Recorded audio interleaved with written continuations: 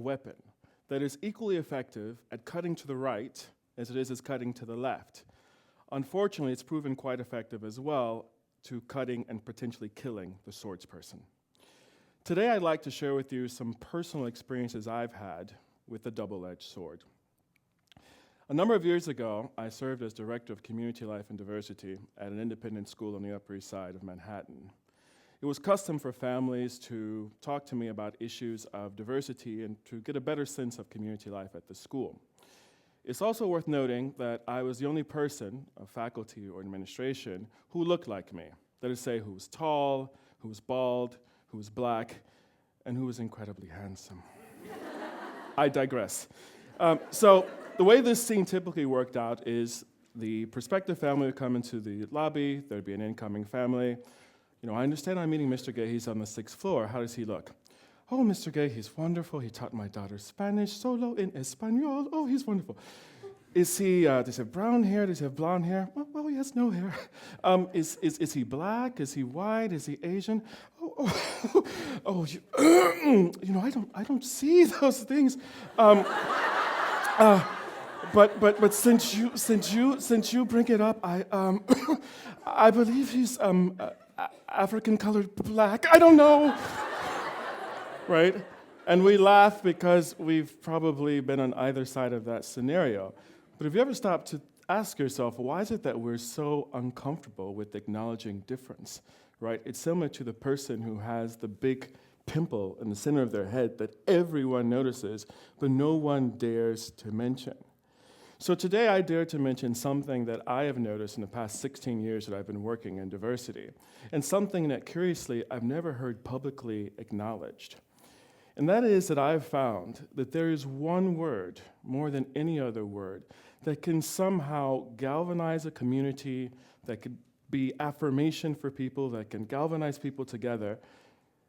And at the same time, different members of the same community have feelings of divisiveness and anger. And that one word, ironically, is diversity. And it's what I like to think of as the paradox of the double-edged sword of diversity. I argue that the word diversity itself undermines the goals of diversity, in large part because of a very significant structural flaw, which is that diversity now is envisioned as an identity. It's something that you are and something that you never can be.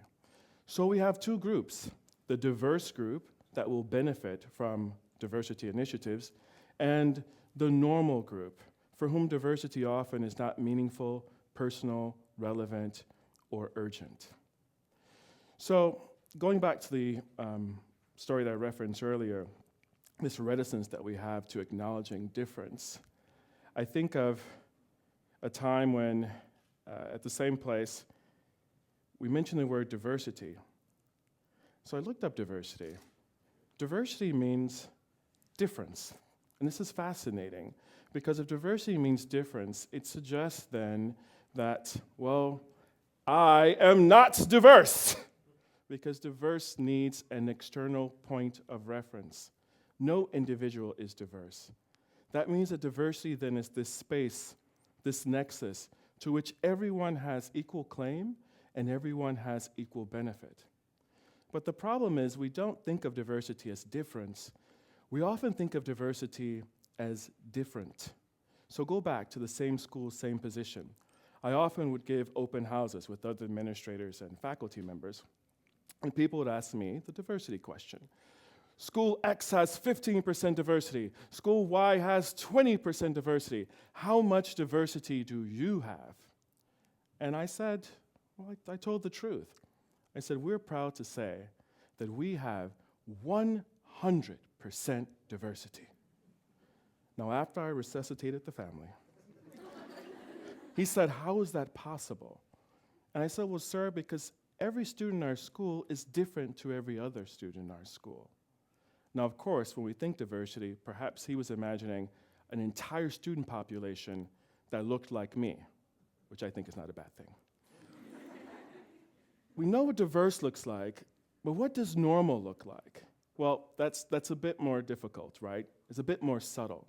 Think about people telling stories, or perhaps you've told a story, in which there was a man who crosses the street, or there was an Asian man that crossed the street. So what's normal? People may have mentioned having attended a wedding, or they attended a gay wedding. Again, what's normal? Often what's normal, and what's frustrating about this, is what's normal is not named, and it's assumed to be generally understood. So how do we move forward? I have two thoughts. The first is either we reclaim the word diversity, or we acknowledge that diversity has a lot of baggage with it, and we chuck it all together for a less contentious word, such as inclusivity or community life. Now, I understand, I could go either way. There are people who are wedded to this word, but there are also people who are wedded to the word Negro, Oriental, and icebox, and somehow we got over it.